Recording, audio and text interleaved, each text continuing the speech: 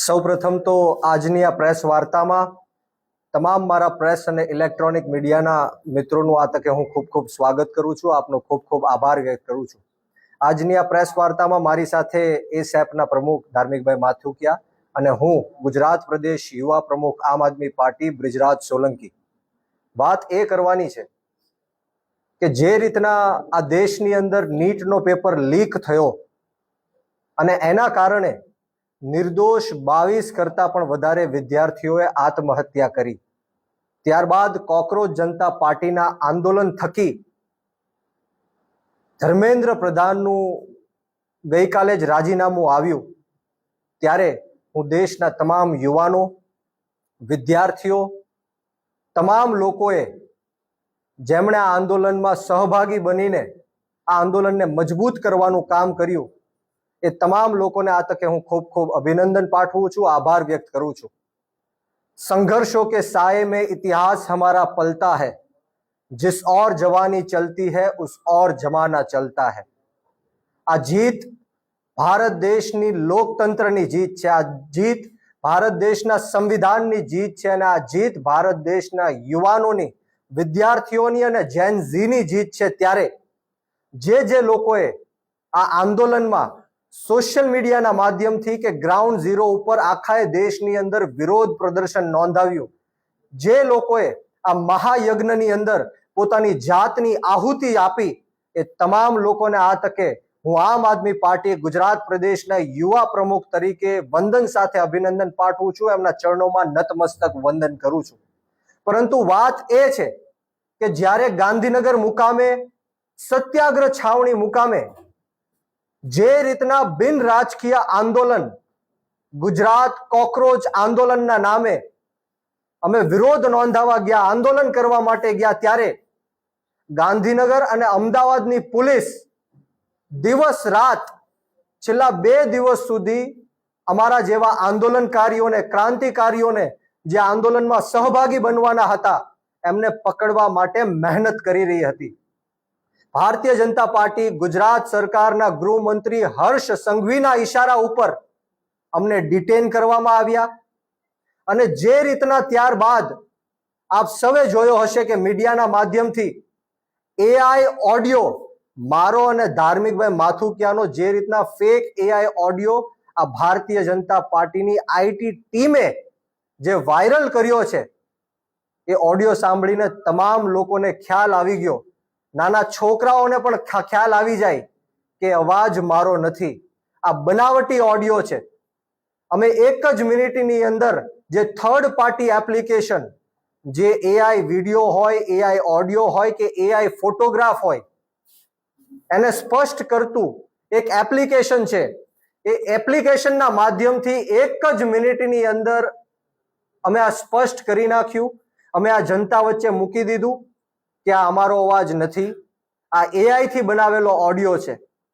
પરંતુ દુઃખની વાત એ છે કે ગુજરાતની અંદર 11 જેટલા મીડિયા જેમણે સ્પષ્ટીકરણ કર્યા વગર, ક્યાંય જાણ્યા કે જોયા વગર મને બદનામ કરવા માટે, કોકરોચ જનતા પાર્ટીના આ ગુજરાતના યુવાનોને બદનામ કરવા માટે, આ આંદોલનને કચડી નાખવા માટે આ જે કાવતરું રચવામાં આવ્યું છે, એ મીડિયાના લોકોએ પણ સ્પષ્ટીકરણ કર્યા વગર મીડિયા સમક્ષ મૂક્યું છે.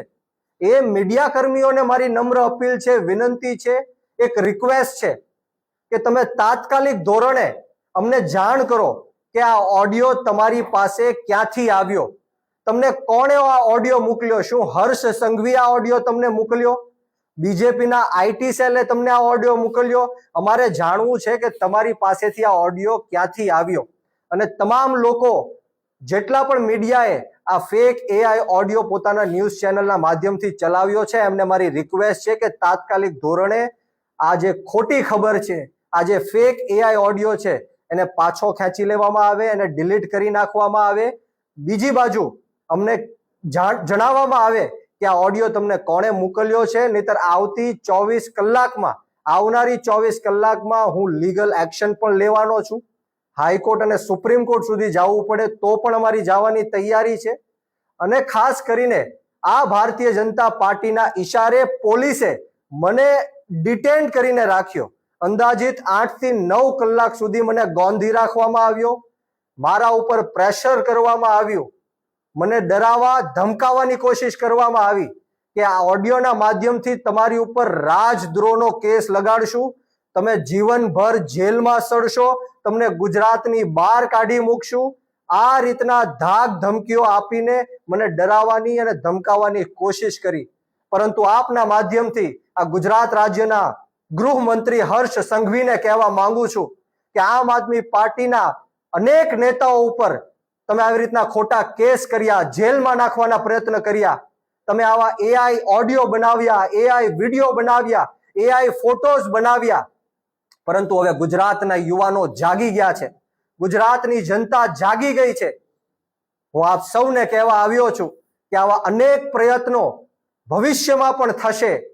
ભારતીય જનતા પાર્ટી જો ડરતી હોય તો એ આમ આદમી પાર્ટીથી ડરે છે, અને ભારતીય જનતા પાર્ટી હારશે તો એ આમ આદમી પાર્ટીથી જ હારશે. એ ખ્યાલ હર્ષ સંઘવીને આવી ગયો છે. એટલા માટે આવા કાવતરો રચવા પડે છે.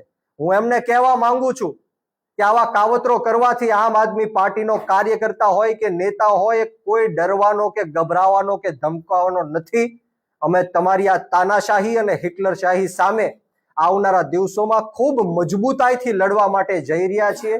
અને ગુજરાતના યુવાનોને હું કહેવા માંગુ છું કે આજે મેં ગુજરાતના યુવાનો અને આ દેશના યુવાનો જે પેપર લીકના કારણે જે 22 નિર્દોષ લોકો જેમણે આત્મહત્યા કરી છે એમની માટે મેં અવાજ ઉઠાવ્યો છે. જે રીતના 20 જુલાઈ જંતર મંતર દિલ્હી ખાતે હું ત્યાં હાજર હતો અને જે બર્બરતા પૂર્વક આ ભાજપના ઈશારે, મોદી અને શાહના ઈશારે આજે પોલીસે તાનાશાહી કરી, ગુંડાગીર્દી કરી, હિટલરશાહી કરી, 12 વર્ષની દીકરીઓના કપડા ફાડવામાં આવ્યા, એમની છાતી ઉપર પગ રાખવામાં આવ્યા, નિર્દોષ યુવાનોને ઢોર માર મારવામાં આવ્યો, લાઠીચાર્જ કરવામાં આવ્યા, ટીયર ગેસો છોડવામાં આવ્યા, માથાઓ ફાડ્યા, ફ્રેક્ચરો કર્યા. આ ક્યારેય દેશનો યુવાન ભૂલશે નહીં. દેશનો યુવાન અત્યાર સુધી સૂતો હતો, પરંતુ આ આંદોલન થકી અત્યારે દેશનો યુવાન જાગી ગયો છે. તમારી તાનાશાહી સામે, તમારી ગુંડાગીર્દી સામે અને હિટલરશાહી સામે અમે ઝૂકવાના નથી, ડરવાના નથી, ગભરાવાના નથી. અનેકો વાર મને જેલમાં નાખવાના પ્રયત્ન કર્યા. આ પ્રયત્નમાં પણ મને રાજદ્રોહના ગુનામાં ફિટ કરવાની કોશિશ હર્ષ સંઘવીએ કરી છે. ત્યારે આવનારા દિવસોમાં પણ ફેક એઆઈ ઓડિયો બનાવીને, ફેક એઆઈ વિડીયો બનાવીને, ફેક એઆઈ ચેટ્સ બનાવીને, ફોટોઝ બનાવીને મારા ચરિત્ર ઉપર ઘા પહોંચાડવાના ભારતીય જનતા પાર્ટી કરવાની છે. ત્યારે હું ગુજરાતની જનતાને વિનંતી કરું છું, ખાસ કરીને ગુજરાતના યુવાનોને વિનંતી કરું છું, આ આંદોલન આપણા યુવાનોનું આંદોલન હતું અને એના કારણે ભારતીય જનતા પાર્ટીએ ઝૂકવું પડ્યું છે, નરેન્દ્ર મોદીએ ઝૂકવું પડ્યું છે. સોનમ વાંગચુકજીએ જે રીતના 26 દિવસ ઉપવાસ આંદોલન કર્યું, આ એની જીત છે. ત્યારે ગુજરાતના યુવાનોને પણ હું વિનંતી કરું છું કે 34 જેટલા પેપરો લીક થયા, પરંતુ આજ દિન સુધી કોઈ આરોપીને જેલની પાછળ ધકેલવામાં નથી આવ્યો. ગુજરાતના યુવાનોએ જાગવું પડશે.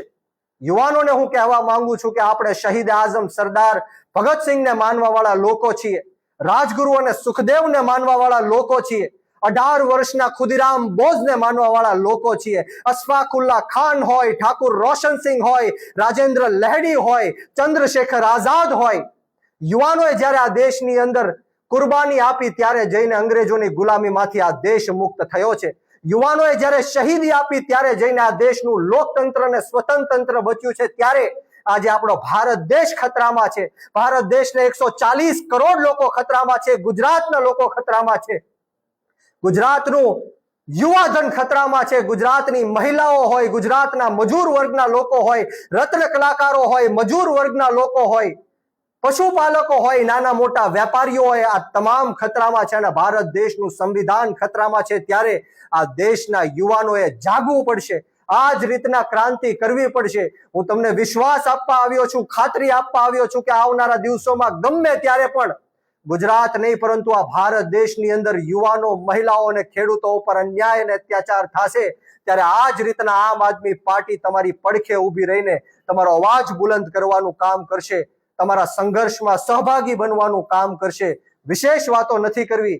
આવો ને આવો સાથ સહકાર અને પ્રેમ યુવાનોનો મળતો રહે એવી જ માતાજીના ચરણોમાં પ્રાર્થના સાથે આપ સૌને બ્રિજરાજ સોલંકીના જય હિન્દ, જય ભારત, જય જય ગરવી ગુજરાત, ઇન્કલાબ જિંદાબાદ, યુવા શક્તિ જિંદાબાદ.